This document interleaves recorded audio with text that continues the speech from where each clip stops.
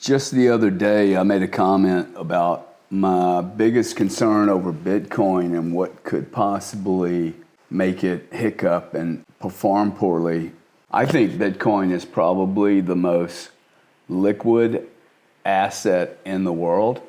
If I send my partner at Node 40 $100,000 today in Bitcoin, he can immediately liquidate it and either transfer it into his own Bitcoin account, which he now controls, or he could place that Bitcoin in the stable coins and immediately access it and use fiat, pay his bills. That's very liquid.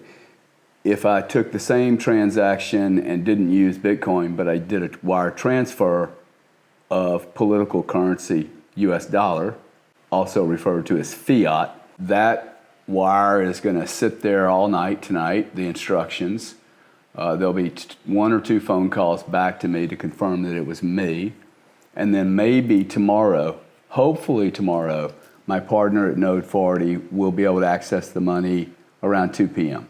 If everything goes well, if the bank does their job, if the lights don't go out, and if there's not a bank holiday. Liquidity, very, very different. Liquidity is about how much volume can get bought.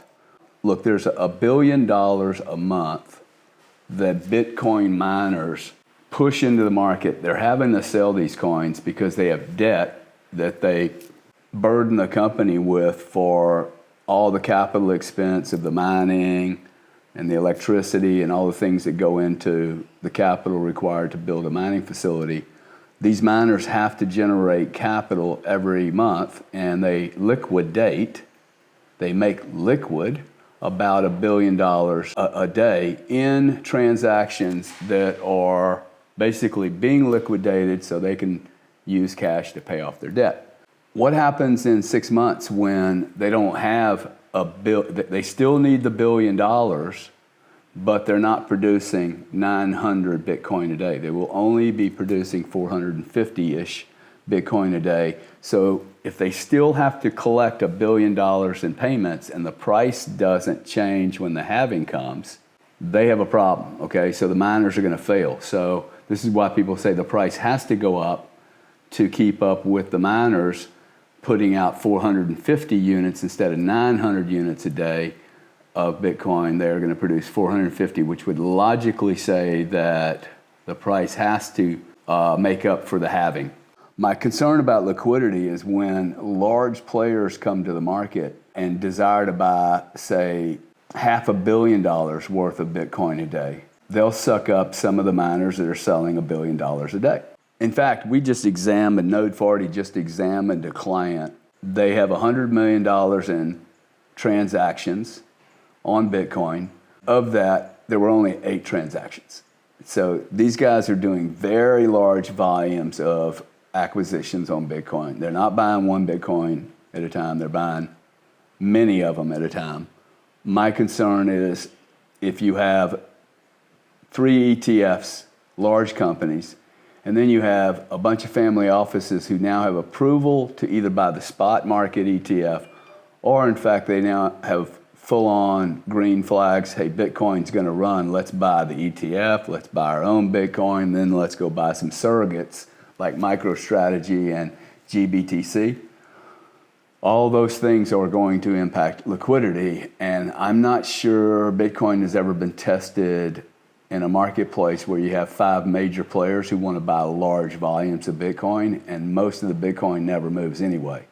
There's this thesis or ethos in the Bitcoin community: I will never sell my Bitcoin. That does not make a healthy market. One of the great fears from large institutional players, and in fact, even myself, will be, hey, I can get into Bitcoin, but can I get out? Is there enough liquidity for me to sell out the day that I choose to turn over that volume? Maybe it's because these guys are working on quarters, maybe they're working on annuals, maybe they want their bonus monetized.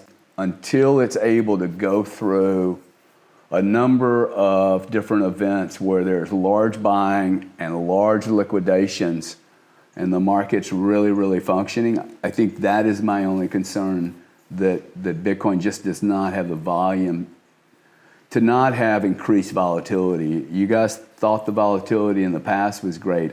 I actually think that we might see more volatility over the next, say, 18 months, 2 years, as the market begins to deal with the volumetric shift between small players and really, really, really large players that are most certainly coming to this market.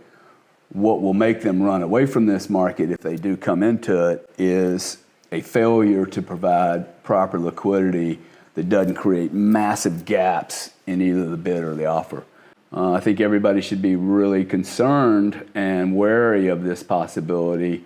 The sooner we confront this and appreciate that markets need to be liquid to be relied on by really large players.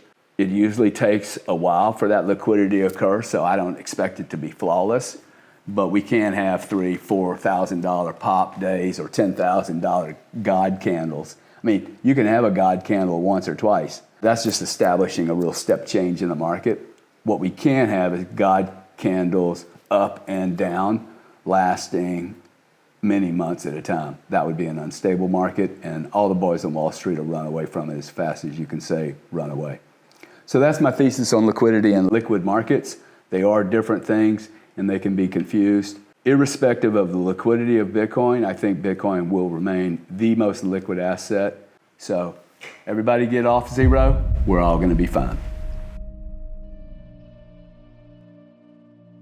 Hey, if you like this video, like and subscribe, and let me tell you why you're doing that. It's not so much that I need to see that you like me, but when you hit the like button, and then when you subscribe, and then when you send that link to your mom, your sister, your brother, the guy you hate because you really want me to irritate him, it actually helps the algorithm so that whatever platform we're using for this, it actually expands our community, and by expanding our community, one, it's going to make me really interested because I actually want to effectuate change, but two, it makes our community much bigger and our voice will have more power. So if you could like, subscribe,